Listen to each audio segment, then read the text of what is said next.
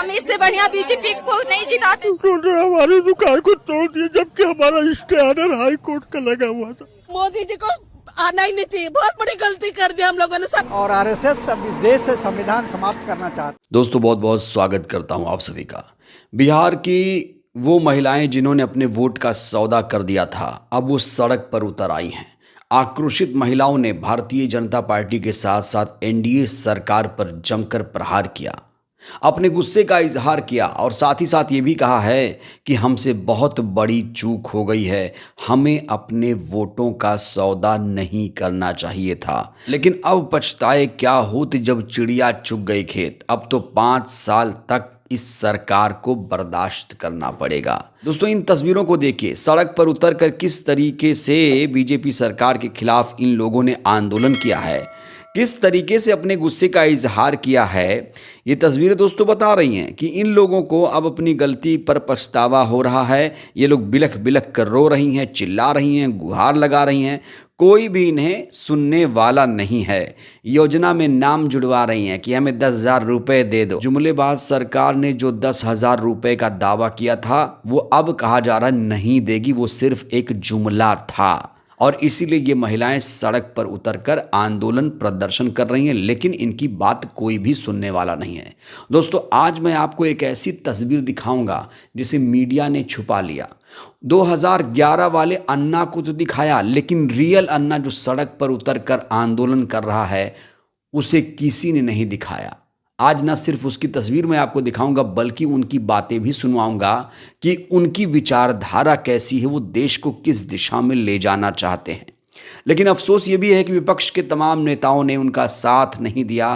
कोई भी विपक्ष का नेता उनके साथ नजर नहीं आ रहा है। लेकिन इससे भी बड़ी खबर यह है कि अब बिहार में बुलडोजर शुरू हो चुका है। दलितों के घर पर, पीड़ित शोषितों के घर पर अब बुलडोज़र चल रहा है। जब बुलडोज़र इनकी घर की तरफ मुड़ा, जब इनकी प्रॉपर्टी को तहस नहस किया गया, तो वो लोग अपनी गलती पर पछता रहे हैं, कह रहे हैं कि हमसे बहुत बड़ी गलती हो गई, हमें भारतीय जनता पार्टी को वोट नहीं देना चाहिए था। वो तस्वीर भी मैं आपको दिखाऊंगा। लेकिन दोस्तों सबसे पहले मैं आपको वो तस्वीर दिखाऊंगा जिसने पूरे देश का ध्यान अपनी तरफ आकर्षित किया। एक बुजुर्ग जिसकी 3 बेटियां हैं, उसके घर पर जब बुलडोजर चला, और ये तस्वीर बिहार की नहीं है, ये तस्वीर है वाराणसी की, वाराणसी लोकसभा क्षेत्र की, जहां से नरेंद्र मोदी सांसद चुने जाते हैं। उनके संसदीय क्षेत्र से ये तस्वीर, भयानक तस्वीर सामने आई है, जहां पर एक बुजुर्ग रो रहा है, चिल्ला रहा है, परेशान है, लेकिन उसकी बात कोई सुनने वाला नहीं है। कहा जा रहा वाराणसी के दाल मंडी की ये तस्वीरें हैं। इस बुजुर्ग को आप सुनिए, इनके दर्द को आप सुनिए, कितना ज़्यादा ये बुजुर्ग परेशान है और कैसे रो रो कर गुहार लगा रहा है। लगता है कि सरकार सो रही है, लगता है कि सरकार में कोई संवेदना दोस्तों बची नहीं है। इस तस्वीर को देखिए आप। हमारी देखिए वो दुकान है, उन्होंने हमारी दुकान को तोड़ दिया जबकि हमारा स्टैंडर्ड हाई कोर्ट का लगा हुआ था। पर फाड़ के फेंक दिया। अब इस उम्र में आप क्या करेंगे बताइए। 75 साल पुरानी, 80 साल पुरानी दुकान है, हमारे पास 3 बेटी है। भावुक नहीं हुई। अरे हम बहुत परेशान है।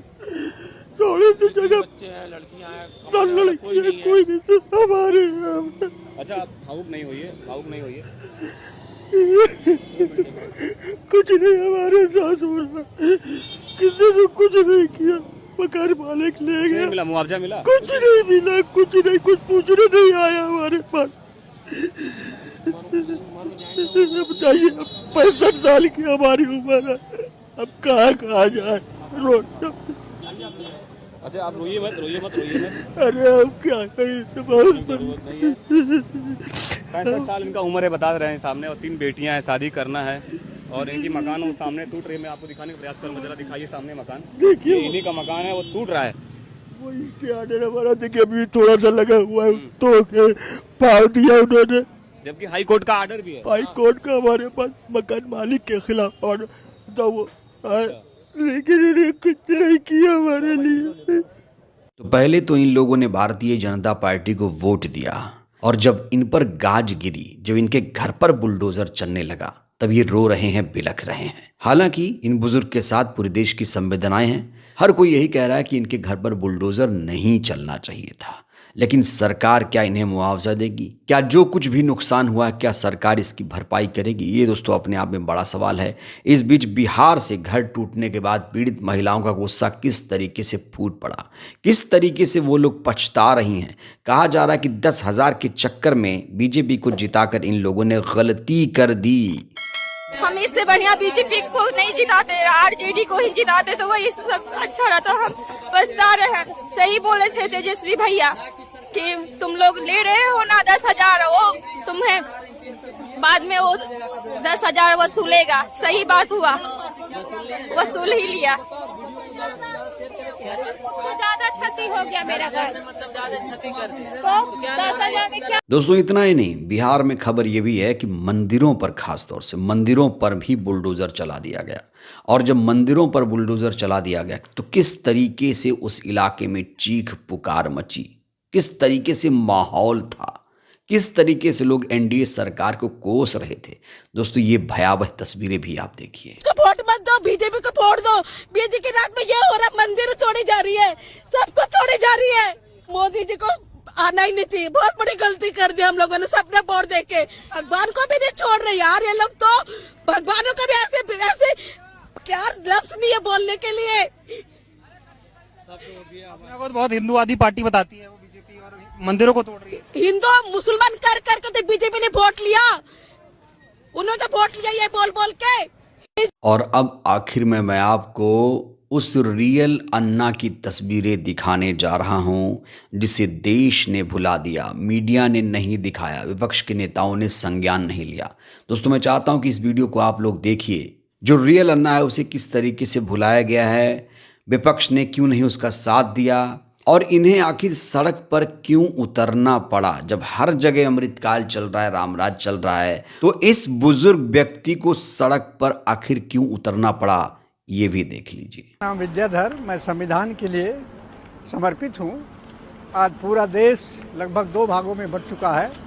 एक गांधी के मानने वाले लोग, दूसरा गोडसे के मानने वाले लोग। गोडसे के मानने वाले लोग आज संविधान में हैं, अपने देश की सत्ता में हैं, आरएसएस के आधार नीति पर चल रहे हैं, और आरएसएस अब इस देश से संविधान समाप्त करना चाहता है। तो हम शांतिप्रिय लोग जो गांधीवाद में विश्वास करते हैं, बनारस के राजघाट से चल करके जनता को जगाना चाहते हैं कि देखो ये तुम जागोगे नहीं, तुम्हारी संख्या अधिक है, संविधान मानने वालों की, गांधी को मानने वालों की संख्या अधिक है, लेकिन उनकी कमी क्या है कि वो बोलते नहीं। दुकान पर, चौराहे पर, घरों में डरे हुए हैं, बस में डरे हुए हैं। अगर ये लोग बोलना शुरू कर दें तो जो आरएसएस के लोग हैं, जो झूठ बोलने वाले हैं, झूठ बोलने वाले कायर होते हैं, डरपोक होते हैं, और सच बोलने वाला महावीर होता है, केवल सच बोलना शुरू करे तो आधी समस्या हल हो जाएगी। मैं ज़्यादा न कह करके अपने देश के लोगों से कहना चाहता हूँ कि अब समय आ गया है, बैठो मत, नहीं तो ये संविधान जो न्याय, आज़ादी, समानता और भाईचारा पर आधारित है, ये समाप्त हो जाएगा, और फिर मनुवाद और हिंदू राज इस देश में आएगा, जिससे देश हजारों वर्ष पीछे चला जाएगा। जय हिंद, जय भारत, जय संविधान। दोस्तों अन्ना हजारे तो आपको याद होंगे। क्या अन्ना हजारे से ये किसी मामले में कम लग रहे हैं आपको? अन्ना हजारे ने तो पूरे देश को बेवकूफ़ बनाया, विपक्ष के साथ साजिश रची, 2G घोटाला, कोयला घोटाले को लेकर, करप्शन को लेकर आंदोलन किया, और आज जब करप्शन, भ्रष्टाचार, बेरोजगारी, महंगाई बढ़ रही है तो 2014 से अन्ना हजारे चुप बैठे हुए हैं। अन्ना हजारे के मुंह से एक शब्द भी नहीं निकल रहा है, और इसीलिए इनको सड़क पर उतरना पड़ा। लेकिन इनके ऊपर मीडिया का ध्यान नहीं गया, विपक्ष के नेताओं ने भी इन पर ध्यान नहीं दिया। दोस्तों ये तो आप सभी को मालूम है कि सुप्रीम कोर्ट ने बुलडोज़र एक्शन पर सख्त नाराज़गी जाहिर की थी। बुलडोज़र एक्शन पर रोक लगाने की बात कही गई थी, लेकिन आज भी भारतीय जनता पार्टी का जहां जहां शासन है, जहां पर डबल इंजन की सरकारें हैं, वहां पर बुलडोज़र चल रहा है। चाहे वो बिहार हो, चाहे वो यूपी हो, चाहे वो असम हो, चाहे मध्य प्रदेश हो, हर जगह बुलडोज़र चल रहा है। लेकिन यूपी के वाराणसी से आई इस तस्वीर ने सभी का दिल झकझोर करके रख दिया। बड़ा सवाल ये है, क्या इन बुजुर्ग को इंसाफ मिलेगा, न्याय मिलेगा? मिलेगा तो कब मिलेगा, और नहीं मिलेगा तो क्यों नहीं मिलेगा? दोस्तों ये जो सरकार चल रही है 2014 से, जो डबल इंजन सरकार है, जो इसकी नीति है, जो इसका नियम है, इसके नीति नियम से आप लोग कितने सहमत हैं? 10 में से इस सरकार को कितना नंबर देंगे? बिहार में जो नई सरकार बनी है उस सरकार से आप लोग कितने संतुष्ट हैं? राय दीजिएगा। धन्यवाद।